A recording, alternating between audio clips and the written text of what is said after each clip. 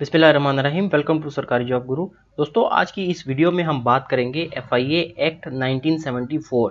FIA की जितनी भी पोस्ट आती हैं, जितनी भी जॉब्स आती हैं, उसमें FIA एक्ट से तकरीबन 10 से 15 सवालात लाजमी होते हैं और वो सवाल बहुत ही आसान होते हैं कि आप अगर इस FIA एक्ट को जो 2 से 3 मिनट की वीडियो में मैं कवर कर दूंगा, इसको अगर आप पढ़ लेंगे तो आप इस टेस्ट को आराम से क्लियर कर सकते हैं और इसमें 15 मार्क्स आपके कैश मार्क्स हैं जो बिल्कुल आसानी से आप इनको हासिल कर सकते हैं। तो चलते हैं FIA एक्ट 1974 को पढ़ते हैं।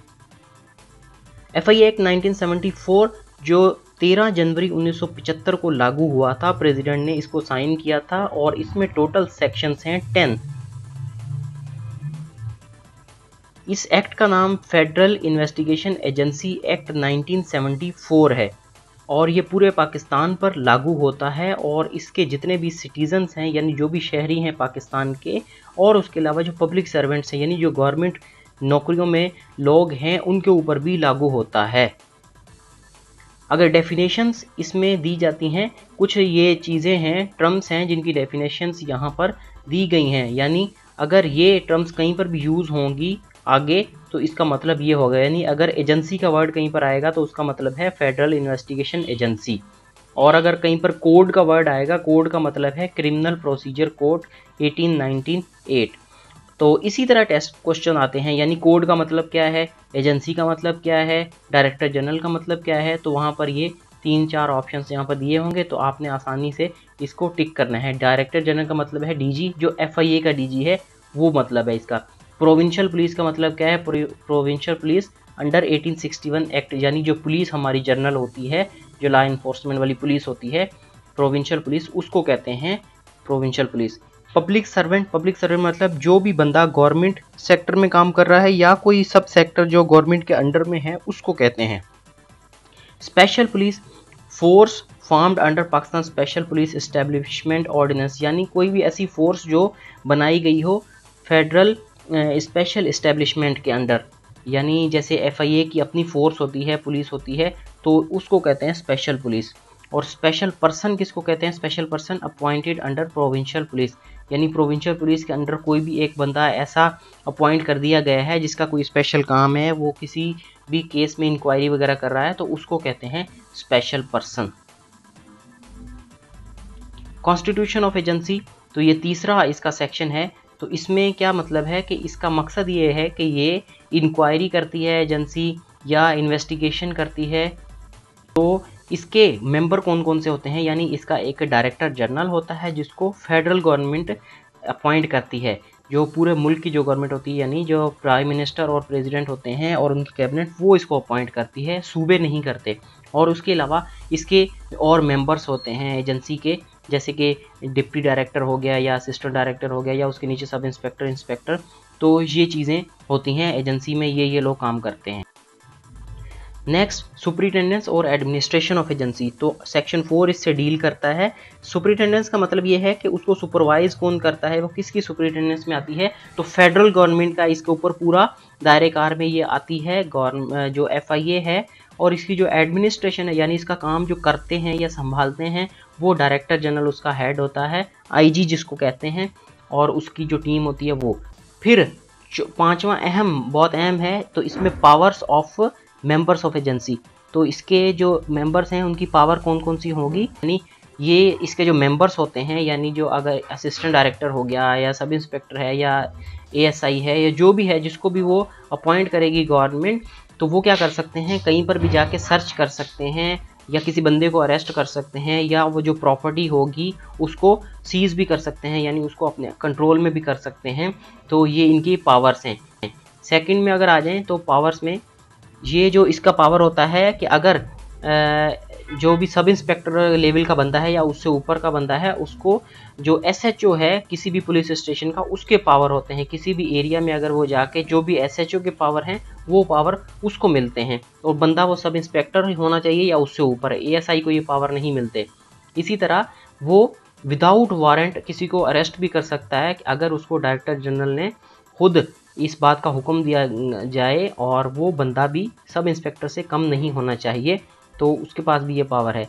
इसके अलावा वो किसी भी जगह को या किसी भी जो प्रॉपर्टी का ऑनर है उसको ये हुक्म दे सकता है कि आपने ये प्रॉपर्टी अंडर इन्वेस्टिगेशन है, इसमें कोई छेड़छाड़ नहीं करनी, यहाँ से किसी चीज़ को हटाना नहीं है या इस प्रॉपर्टी को आपने सेल नहीं करना। तो ये भी इसके पावर हैं। तो इन पावर्स की अगर इन ऊपर वाले नंबर्स की कोई भी कॉन्ट्रावेंशन करेगा, कोई नहीं मानेगा इस बात को, तो उसको 1 साल कैद और उसके अलावा फाइन भी हो सकता है या दोनों हो सकते हैं। तो ये इनकी पावर। फिर छठा सेक्शन है power to amend the schedule.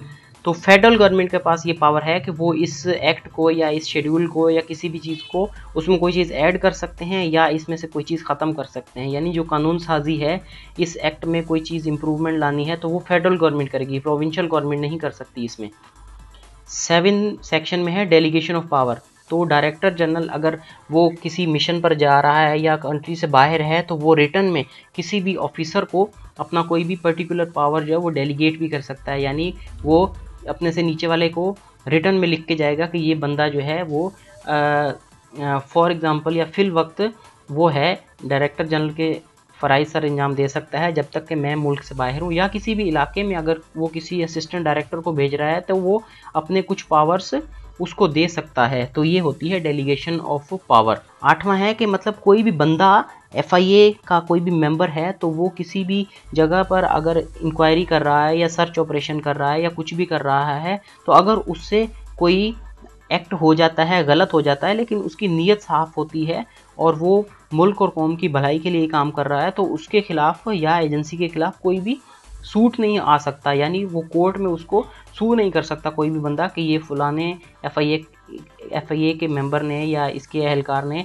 ये गलत काम किया है, जब तक कि वो गुड फेथ में हो, यानी वो पर्सनल उसका ना हो बल्कि एजेंसी के काम से अगर वो कोई काम कर रहा है तो उसके खिलाफ कोई भी सू उसको नहीं कर सकता। Power to make rules. तो जैसे पहले बात की थी, फेडरल गवर्नमेंट सिर्फ पावर है उसके पास रूल्स बनाने की, यानी जो नए कानून साजी है वो उसके पास पावर है। तो कौन कौन सी पावर्स हैं, यानी वो DG या दूसरे मेंबर्स का जो टर्म है या उसकी जो कंडीशन ऑफ सर्विस है या क्वालिफिकेशन है वो कम या ज़्यादा कर सकती है, वो उसके पास पावर है। यानी वो कितना एक्सपीरियंस होना चाहिए DG का, या वो कौन से डिपार्टमेंट से होना चाहिए, यानी अभी जैसे PSP से होते हैं, पुलिस सर्विस से होते हैं, तो ये फेडरल गवर्नमेंट चेंज भी कर सकती है, वो आर्मी से भी लेकर आ सकती है या जुडिशरी से भी लेकर आ सकती है। तो ये पावर सिर्फ और सिर्फ फेडरल गवर्नमेंट के पास है। इसके अलावा या जो फंक्शंस होते हैं या पावर्स होते हैं मेंबर्स के, उसमें जो है वो फेडरल गवर्नमेंट चेंजेस ला सकती है कि नहीं भाई जो मेंबर्स हैं ये अरेस्ट नहीं कर सकते किसी को बगैर वारंट के, या जो प्रॉपर्टी है उसको सीज नहीं कर सकते।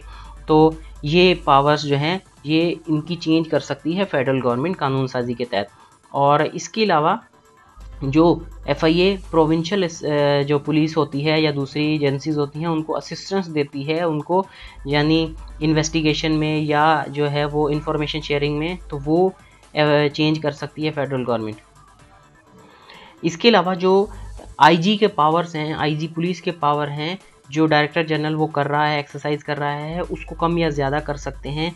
और इसी के अलावा जो एहलकार या जो ऑफिसर अच्छी सर्विसेज देता है तो उसको क्या रिम्यूनरेट करना है, उसको कौन से एजाज़ देने हैं, उसको कौन सी मॉनिटरी बेनिफिट्स देने हैं, या उसको जो तमगे वगैरह देने हैं, तो वो उसको कम या ज़्यादा कर सकते हैं। तो ये फेडरल गवर्नमेंट के पास ये सारे इख्तियारात हैं कि वो कैसे इसको चेंज करती है। रिपील का मतलब है कि जो पहले इदारा था FIA से पहले, पाकिस्तान स्पेशल पुलिस इस्टेब्लिशमेंट, उसको रिपील कर दिया गया, वो अभी नहीं रहा। और उसके जो बंदे थे, जो भी उसके स्टाफ था, उसका जो भी स्टाफ था, तो वो अभी ट्रांसफ़र कर दिया गया है FIA में।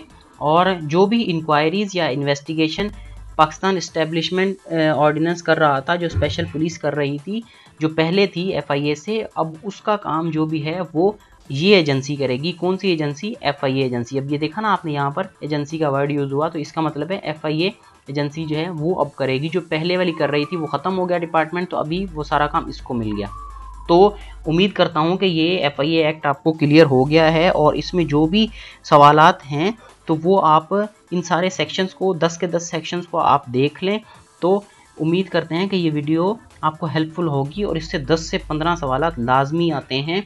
और ये छोटी छोटी डेफिनेशंस जो थी, जैसे ये हमने बात की, तो इसमें ये प्रीवियस टेस्ट में ये क्वेश्चन आते हैं कि एजेंसी क्या है, कोड क्या है, डीजी क्या है, प्रोविंशियल पुलिस क्या है, स्पेशल पुलिस क्या है।